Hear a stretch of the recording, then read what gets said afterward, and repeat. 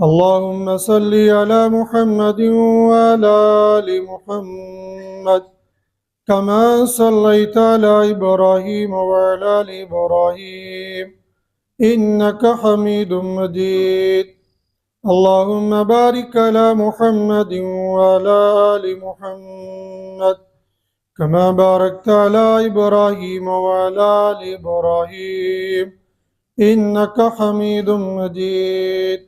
يا رب صل وسلم دائما أبدا على حبيبك خير الخلق كلهم.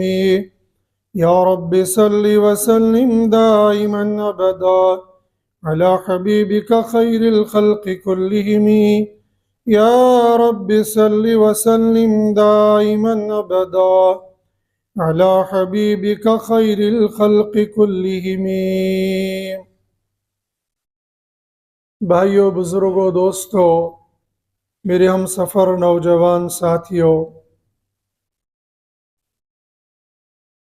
اسلام کے بنیادی 5 ارکان میں سے 2 رکنوں پر عمومی طور پر ہم لوگ رمضان المبارک میں عمل کرتے ہیں. ایک ہے روزہ رکھنا. روزہ ہر بالغ مرد اور عورت رکھتا ہے سوائے معذورین کے. لیکن دوسرا اہم فریضہ زکوٰۃ. زکوٰۃ کے لیے شریعت نے رمضان کے مہینے کو مخصوص نہیں کیا ہے، لیکن انسان چونکہ لالچی ہے، جب اس کے اندر لالچ بڑھتی ہے تو یہ دنیا کے اندر تو حریص ہوتا ہی ہے، پھر یہ آخرت کے بارے میں بھی حریص بن جاتا ہے. اور آخرت کے معاملے میں لالچی بننا یہ اچھی بات ہے. حضرات صحابہ کرام آخرت کے بارے میں لالچی تھے اور دنیا سے وہ بے رغبت تھے. دنیا سے ان کو کوئی لینا دینا نہیں، لیکن آخرت کے اتنے حریص تھے، اتنے لالچی تھے کہ قرآن پاک کے اندر ایک حکم اور ایک آیت ہے جس پر صحابہ میں سے صرف ایک بندے نے عمل کیا ہے، اور پھر قیامت تک اس پر کوئی عمل کر ہی نہیں سکتا ہے. اسلام نے حکم دیا، قرآن میں حکم آیا کہ جس نے نبی صلی اللہ علیہ وسلم سے سوال کرنے ہو پہلے باہر جا کر صدقہ دے گا، پھر آ کر بات کرے گا. اور یہ مسلمانوں پر آسان ہوتا ہے، منافقوں پر بھاری ہوتا ہے.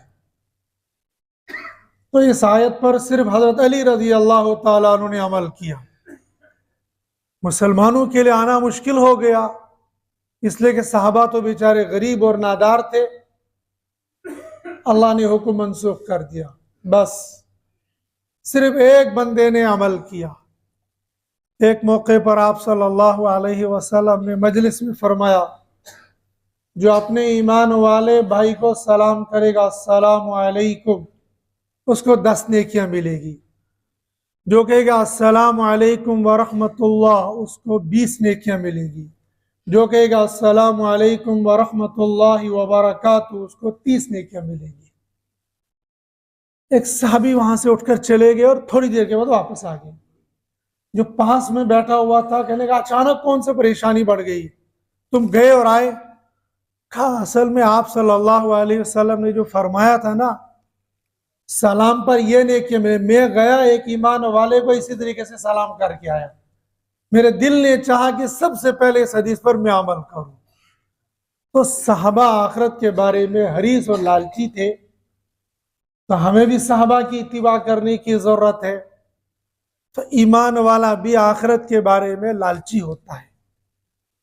یہی تو وہ آخرت کی لالچ ہے جو انسان کو بھوکا پیاسا رکھتی ہے.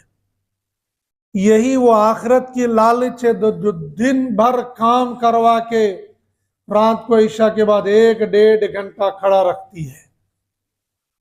کون سی پولیس ہے، کون سا ڈنڈا ہے کون سی حکومت ہے جو کھڑا کرنے پر مجبور کرتی ہے؟ مجبور تو اسلامی حکومت بھی نہیں کرتی ہے کہ تراویح پڑھو ورنہ سحری نہیں کھانے دی جائے گی، تراویح پڑھو ورنہ تمہارے تالے بند کر دیے جائے گی۔ کوئی حکومت نہیں، کوئی بادشاہ نہیں، کوئی وزیر نہیں، کوئی بھی نہیں، لیکن پھر بھی یہ بندہ کھڑا ہو جاتا ہے، وہاں پہ جائے گا، 1-2 گھنٹے آرام کرے گا، پھر سہلی کے لیے کھڑا ہو جائے گا۔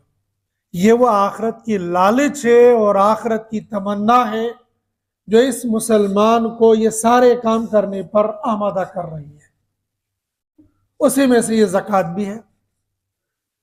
زکوٰۃ رمضان میں دینا فرض نہیں ہے، لیکن چونکہ مسلمان لالچی ہے اور اس نے سن رکھا ہے اور اس کو ایمان ہے، اس کو یقین ہے کہ ایک کے بدلے میں 70 ملیں گے، جیسے دنیا والے جھوٹے اعلان کرتے ہیں تمہیں اتنی نوکریاں دی جائیں گی، ان پڑھ بھی لائن میں لگ جاتا ہے، شاید میرا دھکا لگ جائے گا، پڑھے لکھے بیچارے سائیڈ میں ہو جاتے ہیں، ان پڑھ لائن میں لگ جاتے، ملتا کچھ بھی نہیں ہے۔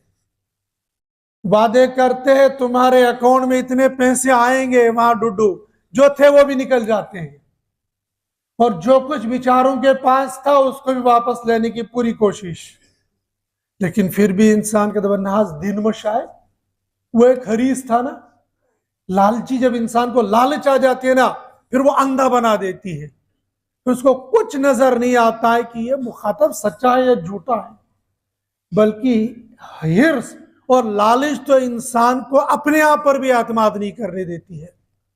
وہ لالچی تھا، اس کو گڑ کھانا تھا، اس نے دیکھا بچے یہاں پر ہے، کہنے لگا تم کو پتا فلاں آدمی مٹھائی تقسیم کر رہا، لڈو تقسیم کر رہا ہے، تو بچے تو لڈو کے پیاسے ہوتے بھاگے، اس کو تھوڑی دیر میں خیال آ گیا ہو سکتا سچ مچ میں وہ لڈو تقسیم کر رہا ہوگا، بس وہ بھاگ گیا ادھر کے لیے، بچوں سے جھوٹ بولا، لیکن لالچ آگے ہو سکتا ہے تو سچ مچ میں لڈو تقسیم کر رہا، ادھر کی طرف بھاگ گیا۔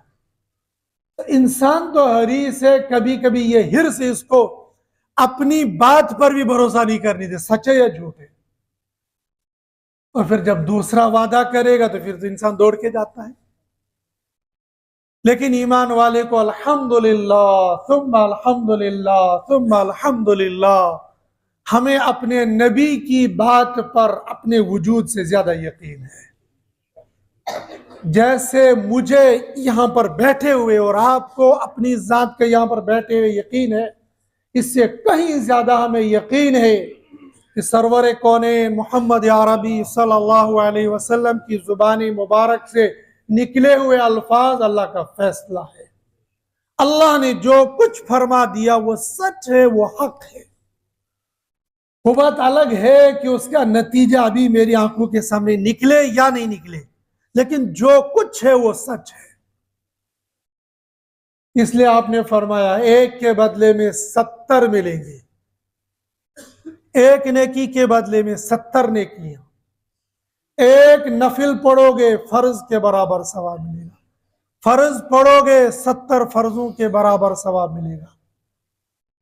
اس لیے جب زکوٰۃ کا نمبر آتا ہے تو بندہ کہتا ہے زکوٰۃ آج بھی نکالنی ہے، کل بھی نکالنی ہے، پرسوں بھی نکالنی ہے، کیوں نہ چاہو کہ رمضان میں زکوٰۃ نکال دوں گا، اور 1 روپیہ دوں گا 70 روپے ملیں گے، 1000 دوں گا 70,000 ملیں گے۔ یہ وہ لالچ ہے جو انسان کو رمضان میں زکوٰۃ دینے پر آمادہ کرتی ہے۔ اسی لیے رمضان المبارک کے اندر زکوٰۃ لینے والے، صدقہ خیرات لینے والے، مانگنے والے دیگر مہینوں کے مقابلے میں زیادہ ہوتے ہیں۔ اب یہ زکوٰۃ جو ہم لوگ رمضان المبارک میں دیتے ہیں، کیا اس کو رمضان میں ہی فریضے کے اعتبار سے دینا ضروری ہے یا نہیں؟ اصل زکوٰۃ دینے کا مسئلہ ہے ہولان ہول، میرے پاس جمع پونجی کو سال گزر جانا چاہیے، اس کے بعد میں زکوٰۃ دوں گا۔ ہاں اگر سال سے پہلے زکوٰۃ دے دی بہت اچھا ہے، زکوٰۃ ادا ہو جائے گی، لیکن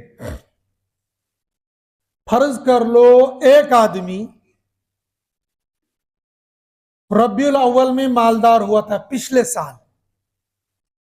اب اس سال جو ربیع الاول گزر گیا 1443 ربیع الاول میں مالدار ہوا تھا اور ربیع الاول 1444 میں اس پر سال گزر گیا. یہ میں نے گزشتہ جمعہ کو عرض کیا تھا. سال کا حساب محرم سفر ربیع الاول والے مہینے سے لگانا ہے, جنوری فروری سے نہیں لگانا ہے. تو ربیع الاول 1444 میں یہ مالدار ہو گیا. ربیع الثانی, جمادی الاول, جمادی الثانی, رجب, شعبان, یہ 5 مہینے گزر گئے. 6 مہینے میں اب یہ زکوٰۃ دے رہا ہے. مالدار ہوا تھا 6 مہینے پہلے, اب اس نے ان 6 مہینے کی زکوٰۃ نہیں دی, تو یہ 6 مہینے کی زکوٰۃ اس پر پینڈنگ ہو گئی, اس کے ذمے رہ گئی. اگر خدا نخواستہ ان 6 مہینے کی زکوٰۃ دینے سے پہلے یہ بندہ مر گیا تو یہ 6 مہینے کی زکوٰۃ نہ دینے کے جرم میں پکڑا جائے گا. اصل میں زکوٰۃ ہوتی ہے سال کے بعد, لیکن سال کے فوراً بعد بندے پر زکوٰۃ فرض ہو گئی. اس کی مثال, بندے پر ظہر کی نماز فرض ہو گئی. اب ظہر کا وقت ختم ہونے سے پہلے اس نے ظہر کی نماز پڑھنی ہے. مان لیجئے 12:40 پر آج ظہر شروع ہو رہا ہے. اب 12:40 سے لے کر مان لیجئے 3:40 تک ظہر کا وقت ہے. اس کے بعد ظہر کا وقت ختم ہو جاتا ہے, عصر کا وقت کچھ دیر کے بعد شروع ہوتا ہے. اب اس بندے کو 12:40 سے لے کر 3:40 کے درمیان میں ظہر پڑھنی فرض تھی. اگر مقیم ہے تو جماعت کے ساتھ پڑھ لینی چاہیے, لیکن یہ مقیم نہیں تھا, یہ مسافر تھا. دوران سفر اس نے سوچا اب پڑھوں گا, اور تب کرتے کرتے ظہر کا وقت نکل گیا. ادھر عصر کا وقت شروع ہو گیا. اب اس نے ظہر کی نماز پڑھ لی تو یہ نماز ادا ہو گئی, لیکن قضا کے ساتھ. اس کے ذمے نماز کو قرض کرنے کا گناہ رہ گیا. حدیث میں آتا نا, جو بندہ فرض نماز کو قضا کر کے پڑھے گا 2,88,00,000 برس جہنم میں جلے گا. حضرت الاستاذ مفتی محمد سعید صاحب پالنپوری نور اللہ مرقدہ نے فرمایا تھا کہ 2,88,00,000 کیا واقعی اتنے ہی سال جہنم میں رہے گا, یا اس سے کم ہو زیادہ؟ یہ اللہ کے اختیار میں ہے. لیکن اور حدیثیں بھی آئی ہیں نماز کو قضا کر کے پڑھنے پر سخت وعید آئی ہے. قضا کرنا تو بہت دور کی بات ہے. حضرت نبی کریم صلی اللہ علیہ وسلم نے فرمایا جو نماز کو جماعت کے علاوہ گھر میں وقت پر پڑھتا ہے, میرا دل یہ چاہتا ہے ان کے گھروں کو آگ لگا دوں. جب جماعت چھوڑنے کا اتنا بڑا گناہ ہے تو قضا کرنے کا کتنا بڑا گناہ ہوگا. اب اگر یہ بندہ اسی دن مر گیا اور نماز قضا کرنے سے توبہ نہیں کی تو نماز اس کے ذمے سے اتر تو گئی, لیکن قضا کرنے کا گناہ رہا, اللہ کے اس کی پکڑ ہوگی. ہاں اللہ معاف کر دے, اللہ غفور رحیم, اللہ کو کون پوچھنے والا ہے. اللہ بے نمازی کو بھی معاف کر سکتا ہے, اللہ بے روزے دار کو بھی معاف کر سکتا ہے, اللہ جس کو چاہے گا معاف کرے گا. وہ غفار ہے, وہ ستار ہے. لیکن ضابطے کے اعتبار سے نماز قضا کرنے پر اس کو پکڑ ہوگی, لیکن قضا کرنے پر نہیں, قضا کر کے پڑھنے پر. پھر جو بندہ قضا کر لی اور سرے سے پڑھی ہی نہیں, اب بتاؤ اس کا حال کیا ہوگا. یہ ترک نماز کی گرفت میں آ جائے گا. اس نے نماز پڑھی نہیں اور اس نے جو کہنا پرواہ, گہری بات ہو تب بات پڑھو, گھر جا کر پڑھوں گا. بندہ شوگر پیشنٹ ہو اور سرکاری گاڑی میں سفر کر رہا ہو اور شوگر کی وجہ سے نڈال ہونے لگے, ڈرائیور کو 2 چپٹ مار کر گاڑی رکوانے پر مجبور کرے گا. میں نڈھال ہو رہا ہوں، میری جان کا خطرہ ہے، کیوں نہیں روکے گا؟ استنجا کا تیز تقاضا ہو گیا، گاڑی روکنی پڑے گی۔ بھوک کی شدت، گاڑی روک۔ لیکن نماز دبرناز ڈرائیور مانی نے کرو کیا، پانی گڑ ایسے تو رکا ہوا۔ اور بعض تو ماشاءاللہ ایسے بھی ہیں اپنی گاڑی میں بھی نماز وقت پر نہیں پڑھتے ہیں۔ ایک مسلمان کو اپنی گاڑی کے اندر جائے نماز ہونا لازمی ہے، اور اپنی گاڑی ہے تو اپنی گاڑی میں جائے نماز ہو۔ جو لوگ حرم محترم میں گئے ہیں اور وہاں پر پرائیویٹ ٹیکسیوں پہ انہیں سفر کیا ہے، انہوں نے دیکھا ہوگا بالکل ٹیبل لیمپ کی طرح ہوگا، صفحہ چٹ ہوگا، لیکن اس کے ڈیش بورڈ پر جائے نماز رکھی ہوگی، قرآن پاک رکھا ہوگا۔ وہ ہمارے ڈرائیوروں کی طرح نہیں، وہ اتنے بڑے ڈک بجاتے ہیں کہ دائیں بائیں جو لائن لگی ہوتی ہے ان کے کان بھی پھٹتے ہیں۔ وہ ڈرائیور وہ ہوتے ہیں تھوڑی دیر کے لیے بھی رکیں گے، قرآن پاک کھول کر پڑھنا شروع کر دیں گے۔ اور مسلمان ڈرائیور اس زمانے کے اندر بھی، اس رمضان المبارک کے اندر بھی، اسی رمضان میں میرا اچانک سفر ہوا تھا، الحمدللہ ایک ڈرائیور دیکھا میں نے، بالکل کلین شو تھا۔ افطاری کے وقت میں اس نے گاڑی روکی، اس کی افطاری ساتھ میں تھی، میں نے نماز پڑھی، مجھے گلمل سے آ جاؤ میرے پاس کھانا رکھا ہوا، کھانا لو۔ میں دل ہی دل میں سوچنے لگا، یا ربا ایسے نیک بندوں کی وجہ سے دنیا چل رہی ہے۔ جن ڈرائیوروں کو لوگ گالیاں دیتے ہیں، جن ڈرائیوروں کو لوگ شرابی اور کبابی کہتے ہیں، اس ڈرائیور کو کون پوچھنے والا ہے؟ اس کی شکل اور صورت بھی تو نہیں بتاتی ہے کہ یہ مسلمان ہے بھی یا نہیں ہے۔ سارا دن اس بیچارے نے سفر کیا ہے، کتنی بک بک کی ہوگی لوگوں کے ساتھ سواریوں کو بھرنے میں، لیکن پھر بھی الحمدللہ اس نے روزہ رکھا ہے اور اپنی سحری افطاری کا سامان ساتھ میں رکھا ہے، کسی پر بوجھ بھی نہیں بنے گا۔ اس کو یقین ہے کہ ممکن ہے میری گاڑی وہاں رکے گی جہاں کوئی ہوٹل نہیں ہوگا، اس لیے یہ تو جموں کشمیر کی روڈ ہے، یہاں کوئی پتہ نہیں ہے کون سی جگہ پر رات گزارنی پڑ جائے گی اور کتنے گھنٹے رکنا پڑے گا۔ ماشاءاللہ یہ تو وہ ترقی یافتہ سٹیٹ ہے، یہاں تو 24 گھنٹے ایک جگہ رکنا پڑتا ہے۔ وہ اپنا ساز و سامان لے کر چلتا ہے، اور اسی سفر کے اندر مسلمان ڈرائیور کو دیکھا تنہا گاڑی میں سفر کر رہا ہے، اور سامنے لوگو لگا ہوا تھا جس پر لگ رہا تھا یہ مسلمان ہے، ڈگ اتنی زور سے بجا رہا تھا کہ کان پھٹ رہے تھے۔ لوگ ادھر بھی ہیں، لوگ ادھر بھی ہیں، لیکن یہ جو چھپے نیک لوگ ہیں، ان چھپے نیک لوگوں کی وجہ سے یہ دنیا کا نظام چل رہا ہے۔ میں اور آپ اپنے آپ کو بڑے نمازی، بڑے حاجی، بڑے نیک تصور کرتے ہیں، ہمیں نہیں معلوم ہماری صفوں میں کیسے نیک لوگ بھی ہیں۔ اس لیے کسی کے اوپر کوئی فتویٰ نہیں جھاڑنا چاہیے۔ ہاں ماشاءاللہ آج تو امت ہے، ہاں تو علماء کو نہیں چھوڑتی ہے، اماموں کو نہیں چھوڑتی ہے، حافظوں کو نہیں چھوڑتی ہے۔ جو حافظ تراویح میں قرآن سناتا ہے، باہر جا کر 10 عیب اسی کے نکال لیتے ہیں۔ کبھی کہ تیز پڑھ رہا ہے، کبھی پھر آہستہ پڑھا، ٹانگیں توڑ دی، کبھی کہتا وہ کیا یہ کیا ہے۔ تو وہ کیا ہو گیا ہے؟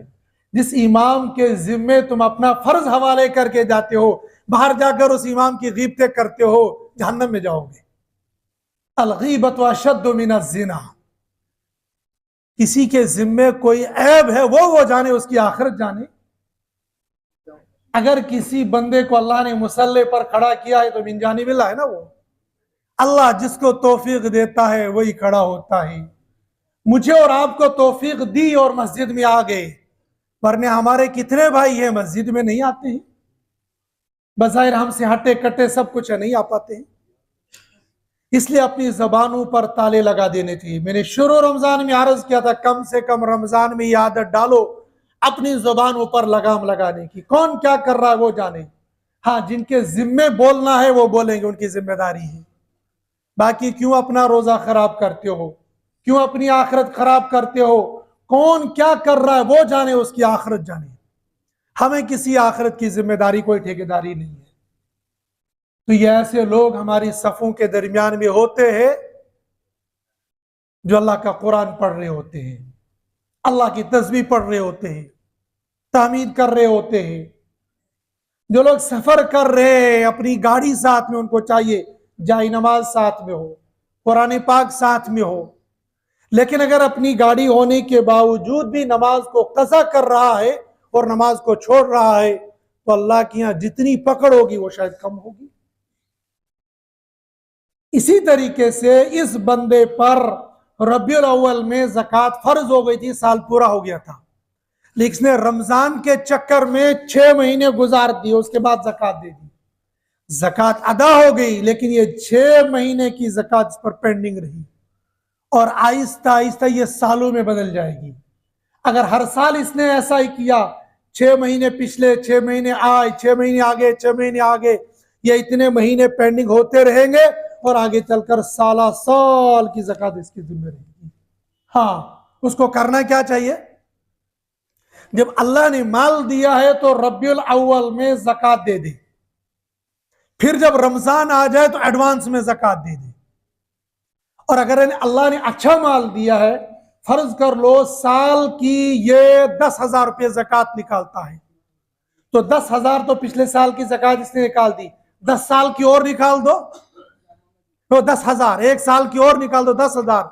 اب رمضان سے رمضان شروع کر دو، سال کا حساب بھی رہے گا اور ثواب بھی زیادہ مل جائے گا۔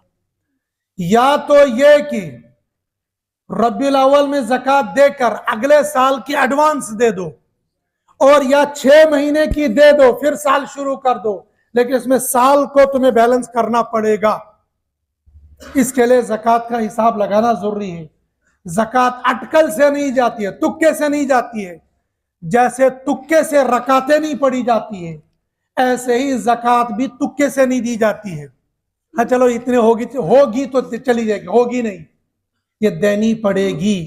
اگر 1 روپیہ بھی کم زکوٰۃ دے دی تو اس 1 روپیے کا بھی مواخذہ ہوگا، اس لیے کہ 4 رکعت کے بدلے میں اگر 3 ہی رکعت پڑھ لی تو اللہ کے قبول ہی نہیں ہوگی، لیکن یا اتنی تو قبول ہو جائے گی، لیکن 1 روپیہ جو ذمہ رہ گیا اس کا تو مواخذہ ہوگا۔ اس لیے زکوٰۃ کا حساب دینا، زکوٰۃ کا حساب لگانا اور پھر اس کو ادا کرنا یہ لازم ہے۔ جیسے زکوٰۃ کا حساب کر کے سال پر زکوٰۃ دینا فرض ہے، ایسے ہی شریعت نے ان لوگوں کو متعین کیا ہے جن کو زکوٰۃ دینی ہے۔ وہ کون ہے؟ وہ 8 لوگ ہیں جن کو سورہ توبہ کی آیت نمبر 60 کے اندر ذکر کیا ہے۔ انما الصدقات للفقراء والمساکین والعاملین علیہا والمؤلفۃ قلوبہم وفی الرقاب والغارمین وفی سبیل اللہ وابن السبیل۔ یہ 8 لوگ ہیں جن 8 لوگوں کو زکوٰۃ دی جائے گی۔ نمبر 1، انما الصدقات للفقراء، فقیروں کو زکوٰۃ دی جائے گی، والمساکین، اور مسکینوں کو زکوٰۃ دی جائے گی۔ فقیر اور مسکین میں تھوڑا سا فرق ہوتا ہے، اس میں اختلاف ہے، لیکن عام فہم جو ہمارے یہاں رائج ہے علماء کا جس پر اتفاق ہے، وہ فقیر اس کو کہتے ہیں جس کا مشکل سے گزارا چل رہا ہے، اور مسکین وہ ہے جس کے پاس ہے ہی کچھ نہیں ہے، کسی نے دے دیا تو گزارا چل گیا لیکن وہ مانگتا بھی نہیں ہے۔ مسکین سکون سے، خاموشی سے۔ اور اس میں آپ کو بہت لوگ ملیں گے، اچھے اچھے لوگ ملیں گے جو ظاہری شکل اور صورت میں بہت اچھے دکھیں گے، لیکن حقیقت کے اعتبار سے وہ بہت نادار ہوں گے۔ بلکہ بعض آپ کے ائمہ بھی ہوں گے کہ جو کسی سے سوال نہیں کریں گے، حتیٰ کہ اپنے صدر صاحب سے بھی نہیں کہیں گے صدر صاحب رحم تو کرو، میری تنخواہ تو بڑھا لو، میں قرضے میں ڈوب چکا ہوں۔ اس وقت بھی، آج کے جمعے میں بھی میں ایسے اماموں کو جانتا ہوں جو قرض کے تلے دبے ہوئے ہیں، اور تنخواہیں کیا ہوتی ہے وہ آپ جانتے ہیں۔ وہ مسکین ہیں، وہ کس سے مانگتے نہیں ہیں، قرض کے اندر ڈوبے ہوئے ہیں، ہاتھ نہیں پھیلاتے ہیں، اور ظاہر میں آپ دیکھیں گے ماشاءاللہ ٹھاٹ باٹ آن شان سے چل رہا ہے۔ دبن ناز کیا زکات، کیا تنخواہ بڑھا ہو، لوگ کیا کہتے ہیں امام صاحب بس کیا تنخواہ، ہم سن بوٹ وچھائیں سو، ہم سن سوٹ وچھائیں سو، ہم سن ٹوئے وچھائیں سو، ہے ماشاءاللہ دیکھو نا اتنے کپڑے تو مجھے بھی نہیں۔ وہ پگلے تجھے کیا پتا ہے یہ سفید سوٹ ہر دن دھو کر پہنتا ہے، سفید سوٹ کو کیا پتا ہے کہ کتنے اس کے پاس ہے۔ دیکھنے والا کہتا تھا اتنے سوٹ اس کے پاس ہے. ایک ڈاکٹر مجھے کہنے لگا میرے گھر والوں کا میرا کوئی خرچہ نہیں ہے. میں نے کہا کیوں؟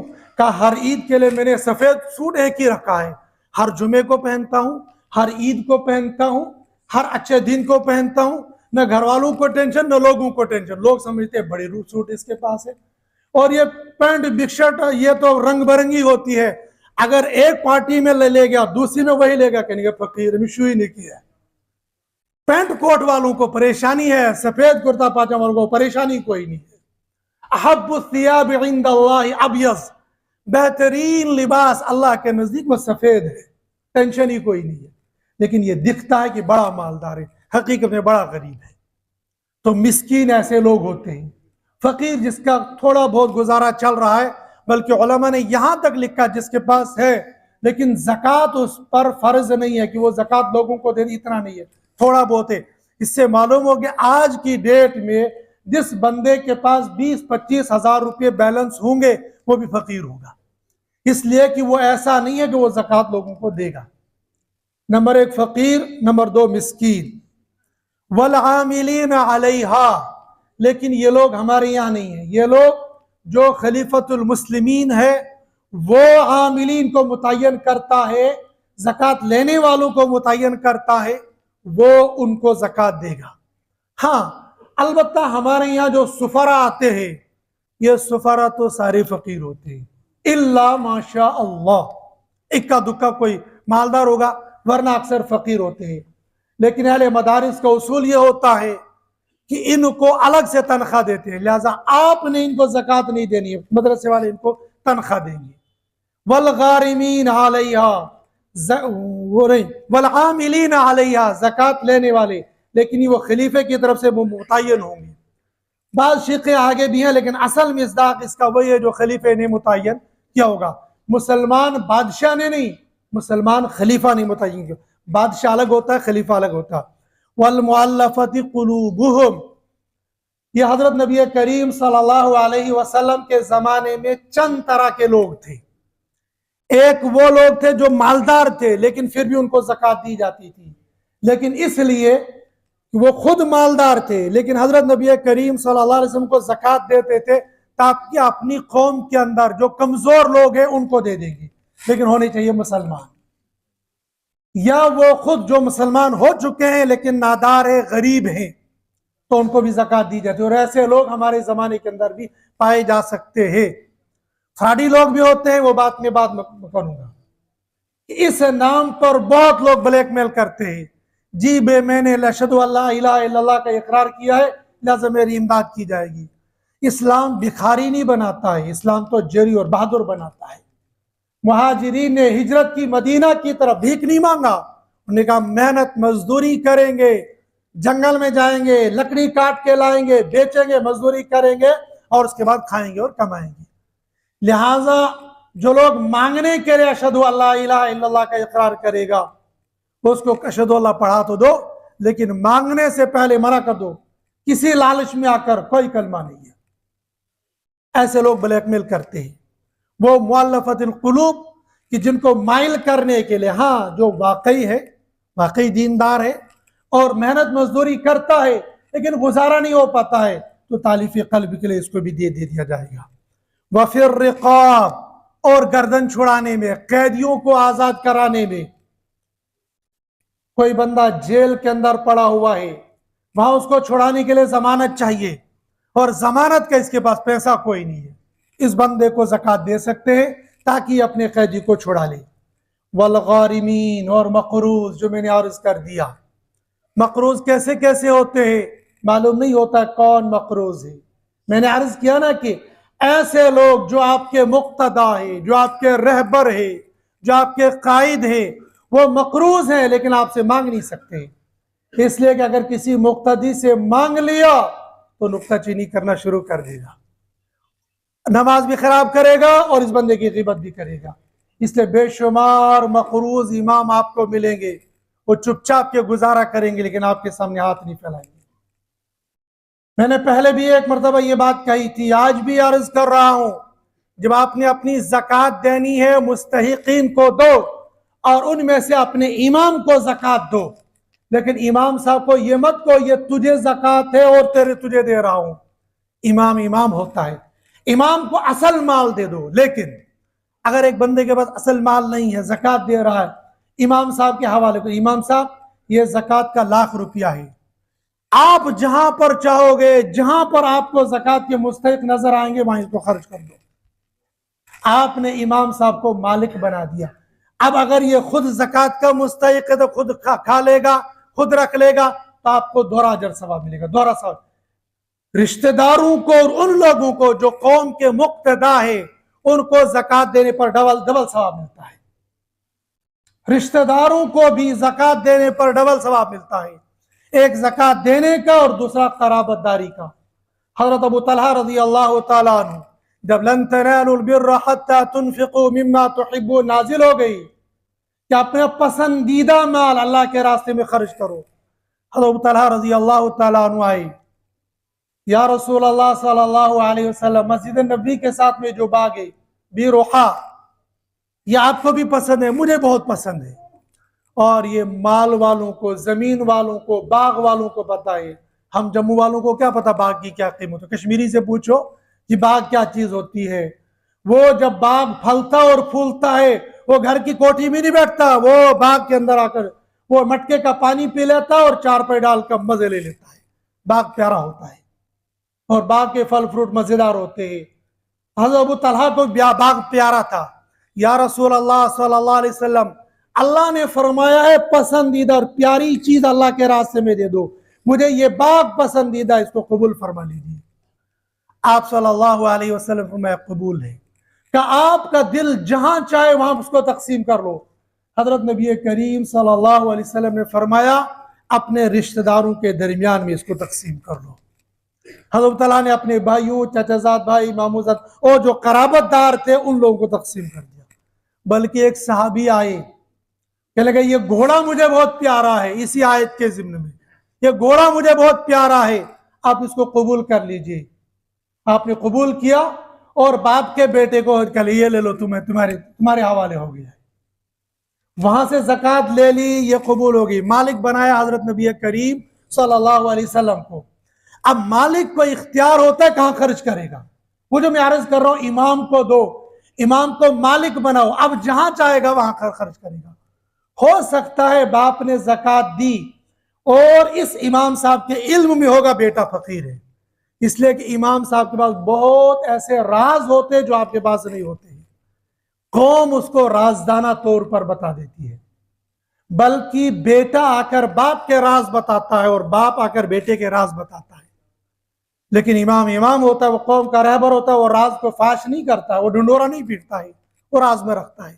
باپ اس لیے آ کر کہتا ہے کہ موقع ملے گا سمجھا دینا، بیٹا اگر اس لیے کہتا ہے کہ نماز نہیں پڑھتا، اگر اس کو سمجھا دینا۔ ایسے ہی ممکن ہے باپ نے بیٹے کو الگ کر دیا ہو اور بیٹے کے حالات صحیح نہیں چل رہے ہو، باپ نے آ کر امام صاحب کو کہا امام صاحب یہ 1,00,000 روپیہ ہے، جس کو مرضی اس کے دے دو۔ امام صاحب مالک بن گئے، بیٹے کو بلاؤ یہ لو زکوٰۃ، ہو گیا۔ حضرت نبی کریم صلی اللہ علیہ وسلم باپ سے گھوڑا لیا اور بیٹے کو دے دیا۔ یہ ہے وہ چیزیں شریعت مطہرہ کے اندر پاکیزہ چیزیں، ادھر سے لو اور ادھر اس کو ادا کر دو۔ اور اسی طریقے سے ہمارے زمانے کے اندر مدارس کے اندر زکوٰۃ دی جاتی ہے، اور محل مدارس ہمارے درمیان میں بہت زیادہ آتے ہیں۔ اس سلسلے میں خصوصی 2 گزارشیں کرنی ہے۔ ایک گزارش تو یہ کرنی ہے کہ ان چندہ کرنے والوں کو حقیر اور ذلیل مت سمجھو، یہ اس قوم کے، اس قرآن کے، اس دین کے محافظ ہیں۔ یہ چندہ کرتے ہیں تو ادارے چلتے ہیں، ادارے چلتے ہیں تو قرآن کی حفاظت، ادارے چلتے حدیث کی حفاظت، ادارے چلتے تو امام ملے گا، ادارے چلتے تو رمضان میں حافظ ملے گا، ادارے چلتے تو آپ کو مفتی ملے گا، ادارے چلتے تو آپ کو مولوی ملے گا، ادارے چلتے تو آپ کے دین کی حفاظت ہے۔ خدا نخواستہ اگر یہ علماء ختم ہو گئے، اگر یہ ادارے ختم ہو گئے تو دین ختم ہو جائے گا۔ جانتے نہیں ہو روس کے اندر کیا ہوا؟ روس میں سب سے پہلا جو حملہ ہوا تھا وہ علماء پر ہوا تھا، اور سن 47 سے 1857 میں بھی جو پہلا حملہ ہوا تھا وہ علماء پر ہوا تھا. دلی کے اندر 1000 مدرسے تھے, سب پر بلڈوزر چلا دیا تھا. علماء کو چن چن کر لایا جاتا تھا اور خنزیر کی کھالوں میں بند کر کے زندہ ان کو آگ لگا دی جاتی تھی. باطل جانتا ہے دین محفوظ ہے علماء کے ذریعے سے, باطل جانتا ہے دین محفوظ ہے ان مدارس کے ذریعے سے, باطل جانتا ہے کہ دین محفوظ ہے ان علماء اور ائمہ اور حفاظ کے ذریعے سے. لہٰذا ان دین کے قلعوں کی حفاظت کرنا یہ میری اور آپ کی ذمہ داری بنتی ہے. پہلی بات تو ان کو ذلیل نہ سمجھا جائے, ان کو بکھاری نہ سمجھا جائے, ان کی عزت کی جائے, ان کو وقار دیا جائے, ان کو ایک مقام دیا جائے. ہاں, اس کے ساتھ میں ان کی شکل میں بعض فراڈی آتے ہیں. جیسے نماز میں ابھی آپ نکلیں گے اور اکثر جمعوں میں شکایت آتی میرا جوتا لے گیا. نمازی تو چور نہیں ہوتا ہے, نمازیوں کے درمیان میں چور گھس جاتا ہے. ایسے ہی ان باوقار سفرا کے درمیان میں بعض فراڈی آتے ہیں. وہ جعلی تصدیقات بنائیں گے, جعلی کاغذات بنائیں گے, جعلی رسیدیں بنائیں گے اور قوم کو گمراہ کریں گے, قوم کو دھوکہ دیں گے. اور بعض فراڈی ایسے ہوتے ہیں جو ایسی من گھڑت کہانی آپ کے سامنے بیان کریں گے آپ رونے لگ جاؤ گے. مجھے ایک مولوی صاحب نے سنایا کہ ایک فراڈی نے ایسی کہانی سنائی, میں بھی رونے لگا اور کلاس کے سارے بچے رونے لگ گئے اور بعد میں پتہ چلا فراڈی تھا. اس کے لیے تحقیق ضروری ہے, لیکن تحقیق الگ ہوتی ہے, تذلیل الگ ہوتی ہے. ہمیں ذلیل نہیں کرنا, ہم نے تحقیق کرنی ہے. اور تحقیق کرنے کے لیے مدارس کے لیے رابطہ مدارس دارالعلوم دیوبند سے ایک سند جاری ہوتی ہے. عام طور پر آپ اس کو پہچانتے نہیں ہیں, اس لیے ہم لوگ ذمہ لگا دیتے ہیں شہر کے کسی ایک بندے کو کہ تم دیکھ لو, اس لیے کہ آج تو ماڈرن دور, تو ڈیجیٹل دور آ گیا نا. ڈیجیٹل دور میں بندے کا سکین کیا جاتا ہے تو کاغذ کا سکین کیوں نہیں کریں گے؟ آواز کا سکین کیا جاتا ہے, شکل الگ بنائی جاتی, سب کچھ وہ ہو رہا ہے, تو کاغذ کا سکین کیوں نہیں کریں گے؟ وہ کاغذ کا سکین کر کے آپ کو دھوکہ دے سکتے. لہٰذا ہم نے چند علماء کی ذمہ داری لگائی ہوتی ہے شہر کے اندر, یہ جس کی تصدیق کریں گے اس تصدیق آپ اپنے شہر کے اعتبار سے جس پر آپ کو اعتماد ہوگا یا جن کی تصدیقات چلتی ہے, اگر ان کا کاغذ ان کے ساتھ میں, بس جو آپ نے دینا ہے وہ دے دو, نہیں دینا ہے بھائی مجھے معاف کر لو, میری زکوٰۃ پوری ہو گئی یا میں نے آج اتنا دینا ہے, بس اس سے آگے میں نہیں دے سکتا. اب ان مدارس کے اندر کیا زکوٰۃ لگتی ہے یا نہیں لگتی ہے؟ زکوٰۃ لگتی ہے, لیکن دنیا بڑی دھوکہ باز ہے. دنیا کے اندر فراڈی لوگ, جیسے یہ نا, یہ چندہ کرنے والوں میں فراڈی ہے, ایسے اللہ پاک ایسے لوگوں کو ہدایت دے دے جو منبروں پر بیٹھ کر لوگوں کو گمراہ کرتے ہیں, جو اسلامی سٹیج کو استعمال کرتے امت کو گمراہ کرتے ہیں. میں نے ابھی اسی رمضان میں ایک بیان سنا, وہ بیان میں کہہ رہا ہے کہ بھائی دیوبندیوں کے بہت بڑے عالم, دارالفتہ میں کام کرنے والے مفسر قرآن حضرت مولانا مفتی محمد شفیع صاحب پاکستانی نور اللہ مرقدہ نے معارف القرآن کی جلد 4 اور سورہ توبہ کی آیت نمبر 60 کے اندر لکھا ہے مدارس میں زکوٰۃ دینا جائز نہیں ہے. کتاب کا حوالہ ہے, آیت نمبر ہے, سب کچھ ہے. جب مجھے بندے نے کہا مفتی صاحب یہ سانے مدرسہ زکوٰۃ لگنی چاہیے, یہ لیتے کیوں ہے؟